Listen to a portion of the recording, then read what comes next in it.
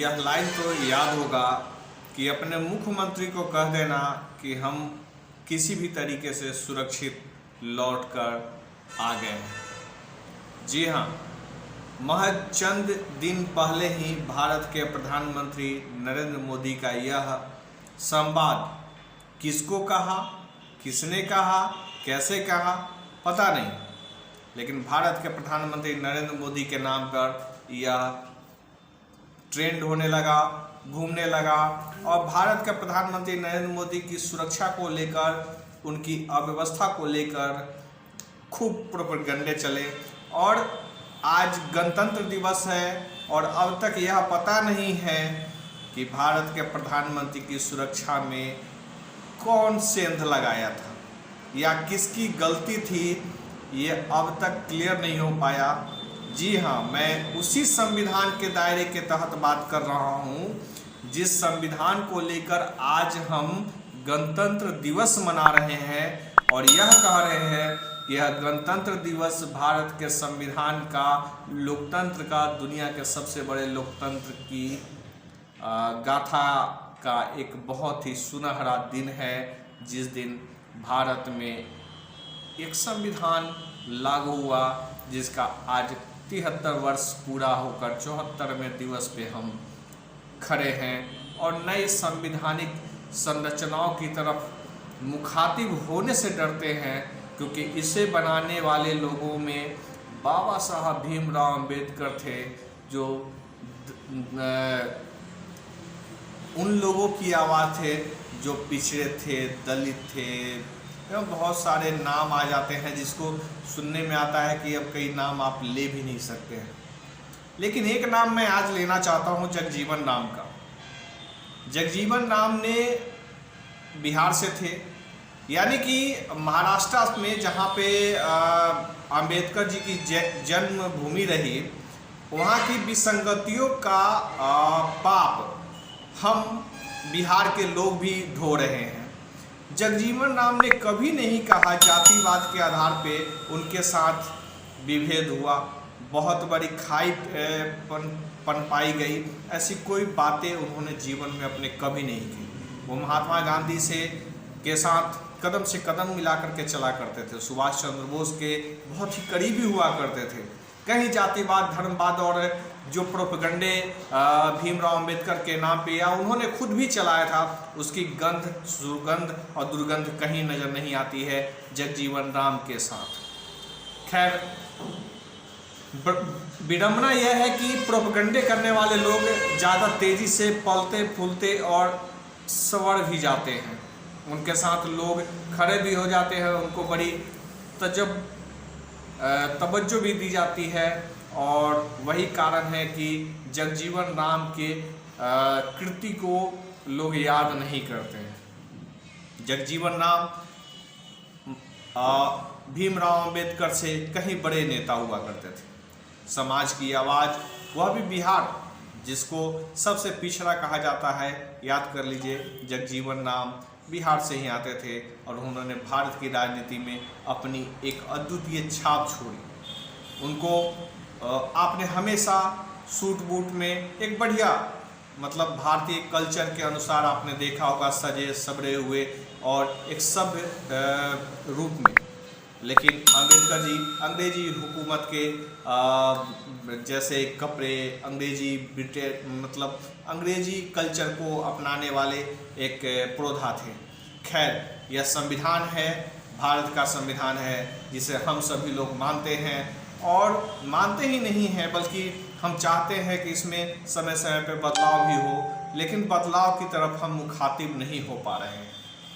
जब भारत के प्रधानमंत्री यह कहते हैं कि अपने मुख्यमंत्री से कह देना, तो शर्म आती है कि भारत के प्रधानमंत्री, जो कि गुजरात के मुख्यमंत्री होते हुए भारत के प्रधानमंत्री को किन किन शब्दों से संबोधित करते थे और उनकी व्याख्या करते हुए नहीं थकते थे, जिसका परिणाम हुआ कि भारत की लगभग युवा पीढ़ी मनमोहन सिंह के व्यक्तित्व से ज़्यादा उनके चुप रहने पर उनके ऊपर टिप्पणी करने की हैसियत कर रखने लगा।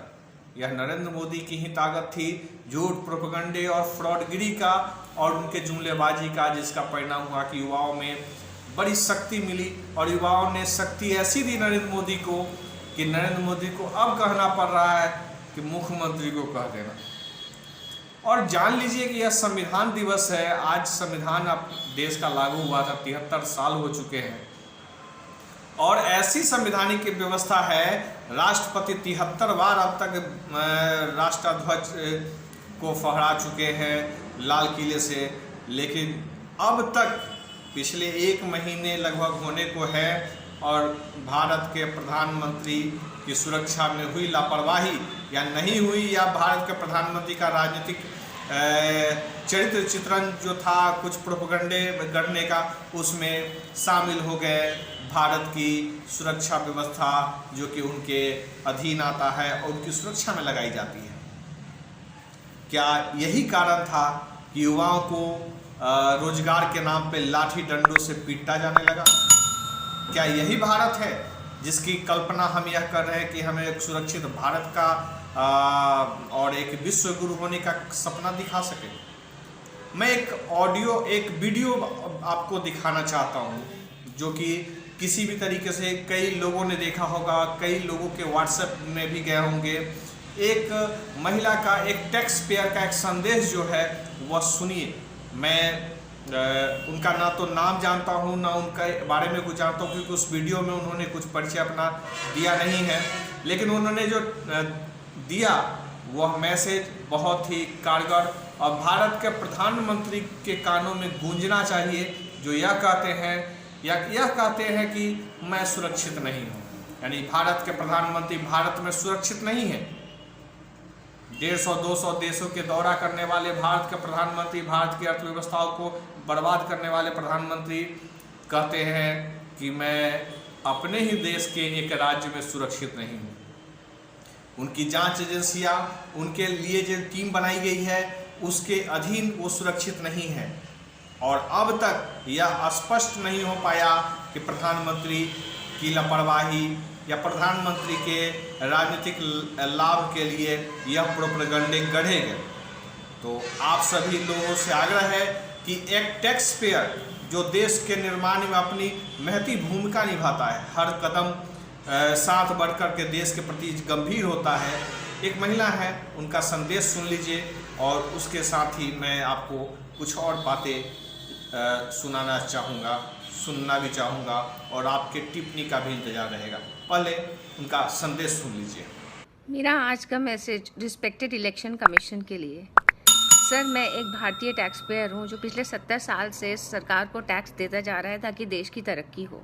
मैं वही टैक्स पेयर हूँ जो सड़क के गड्ढों पे गिर के मरता है। मैं वही टैक्स पेयर हूँ जो सब स्टैंडर्ड मटेरियल से बने हुए पुलों के नीचे जाके मरता है। और मैं वही टैक्स पेयर हूँ जो घर में एयर प्यूरीफायर लगाता है क्योंकि मेरे पास सांस लेने के लिए हवा नहीं है, पर फिर भी मैं टैक्स भरती हूँ और मैं टैक्स भरने को तैयार हूँ। जब तक मेरे टैक्स से किसी गरीब के घर में चूल्हा जलता है, उसको LPG सिलेंडर मिलता है, मेरे देश की सड़कें बनती है, मेरे देश की प्रगति होती है, मुझे कोई परेशानी नहीं है।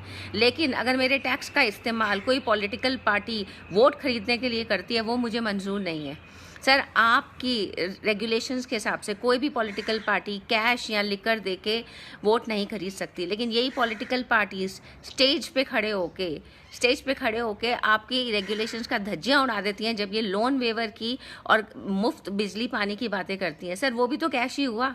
इनडायरेक्टली वो भी तो यही बोल रही हैं कि हम आपको कैश देंगे, हम आपका कर्जा माफ़ कर देंगे। तो ये कहाँ का इंसाफ है? कमा मैं रही हूँ और टैक्स उनका माफ़ हो रहा है जिन्होंने कभी टैक्स भरा ही नहीं। तो सर, आज की जो रूलिंग पार्टी है उनको भी मैं ये नहीं बोल सकती हूँ कि वो ऐसा ना करें, या हम रिक्वेस्ट भी नहीं कर सकते, क्योंकि वो नहीं करेंगी तो जो करेगी, इंडिया में तो मुफ्तखोरों की भरी पड़ी है, वो उस पार्टी को वोट कर देंगे। सर, यहाँ पे आपकी इंटरवेंशन बहुत ज़रूरी है। इस पॉपुलिस्ट मेजर से हमारा देश 20 साल पीछे चला जाएगा। लोन तो किसी गरीब किसान का माफ़ होगा नहीं, आधा पैसा पॉलिटिकल पार्टीज़ में जाएगा और ये उसी झूठे वादों की वजह से देश में फिर जीत जाएंगे। इन लोगों को जब क्रॉप इंश्योरेंस, फसल बीमा योजना सब कुछ है, तो लोन वेवर की ज़रूरत क्या है? और ज़रूरत है भी तो उस गवर्नमेंट को डिसाइड करने दो जो आती है। लेकिन लोन वेवर के प्रॉमिस पे अगर गवर्नमेंट आती है तो वो कैश देना ही हुआ। सर, आपको ये रोकना पड़ेगा। मैं एक टैक्स पेयर हूँ, अगर ये ऐसा होता रहा तो मेरे जैसे बहुत सारे टैक्स पेयर टैक्स भरना छोड़ देंगे। सर अब आपके हाथ में है ये देश, बहुत कम दिन बचे हैं जनरल इलेक्शंस में। सर ये रेगुलेशन लेके आइए कि लोन माफ़ करना, मुफ्त की चीज़ें बांटना किसी भी इलेक्शन मैनिफेस्टो में अलाउड नहीं होना चाहिए। सर ये मेरी रिक्वेस्ट है आपसे। Thank you. 2014 से चुनाव आयोग किस प्रकार से काम कर रहा है उसकी भनक भी आपने देखी। जो भद्र महिला है उन्होंने क्या संदेश दिया उसको भी आपने सुना। एक ऐसी व्यवस्था जिसमें भारत के चुनाव आयोग की भूमिका होनी चाहिए, लेकिन भूमिका तो यहाँ सिर्फ एक व्यक्ति का है। पिछले 8 साल अब होने को हैं और 8 सालों में सिर्फ एक व्यक्ति एक राष्ट्र का नारा चल रहा है, यानी कि एक व्यक्ति जो बोल दिया वही कानून होना चाहिए। लेकिन ऐसी क्या व्यवस्था जो एक व्यक्ति जो रात के 8 बजे आता है, रात के 12 बजे आता है और देश की छवि बदलने और विभिन्न प्रकार के बेरोजगारी, तो नोटबंदी, जीएसटी, तो कभी काला धन खत्म करने की बातें करके, कभी आतंकवाद को खत्म करने की बातें कह के पुलवामा जैसी हमलाओं और सर्जिकल स्ट्राइक के नाम पे पाकिस्तान को तोड़ने पड़ोने के अलावा हम कभी आगे नहीं बढ़ पाए कि हम चाइना और अमेरिका के साथ पैरेलली अपनी टेक्नोलॉजी, अपने रोजगार, अपने युवाओं को खड़ा करने का प्रयास करेंगे। यानी कि भारत के प्रधानमंत्री इस लायक नहीं है कि वह भारत को एक विकसित राष्ट्र के साथ खड़े करने की क्षमता रखते हो। वो दिन रात बांग्लादेश, भूटान और नेपाल जैसी छोटे मोटे देश के साथ कंपेयर में लगे रहते हैं। पाकिस्तान का हर बात में नाम लाना और साथ ही साथ हिंदू मुस्लिम करके भारत की जो एक छवि रही है कि हम सनातनी है और सनातन सब कुछ स्वीकार करता है, उसको एक शब्द हिंदू में समाहित करने का प्रयास करते हैं। लेकिन भारत के यही प्रधानमंत्री जो हिंदू बने फिरते हैं, चुनाव के समय हिंदू होते हैं, और वहीं जब चुनाव खत्म होता है या खास करके चुनाव के बीच में ही ये ओबीसी हो जाते हैं, तो कभी कोई राजपूत हो जाता है, कोई भूमियार हो जाता है, तो कोई ब्राह्मण हो जाता है, कोई चमार हो जाता है, कोई दुसाध हो जाता है, कोई माने बहुत सारे चीज़ें हैं।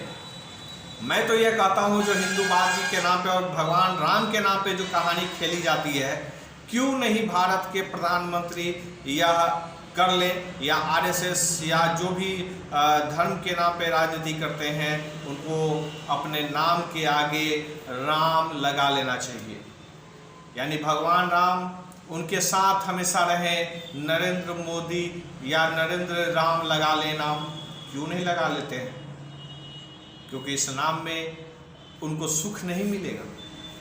मेरा एक बहुत बड़ा सवाल है, क्यों नहीं लोग राम लगा लेते हैं अपने नाम के आगे? लगा ले और राम राज की कल्पना को साकार कर ले।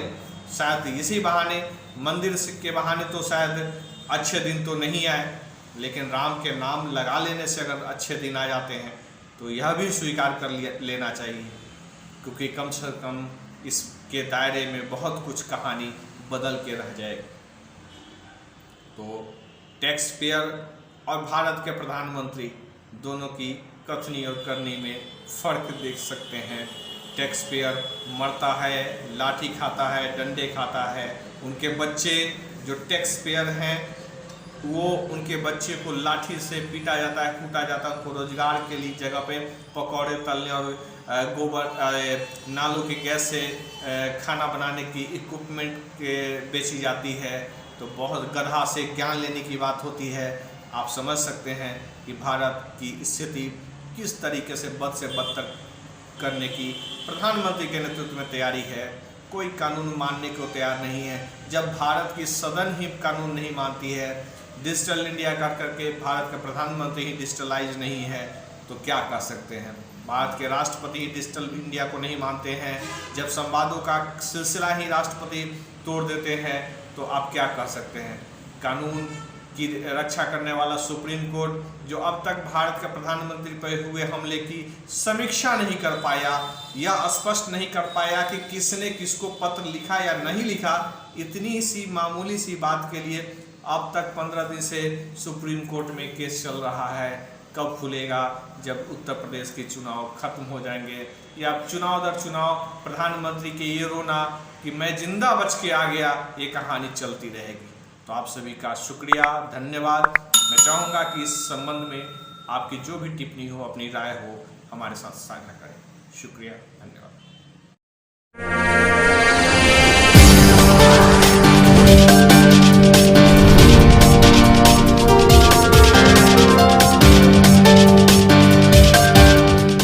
नमस्कार, मैं कल मैंने एक दोबारा आया के लिए और इसलिए आया हूँ आग्रह किया था कि आप मुझे कुछ अपना संदेश दें। वैशाली में पत्रकारिता के माध्यम से मैंने कुछ आवाज पदाधिकारी के बनने का काम किया। नगर थाना हमारी संचालित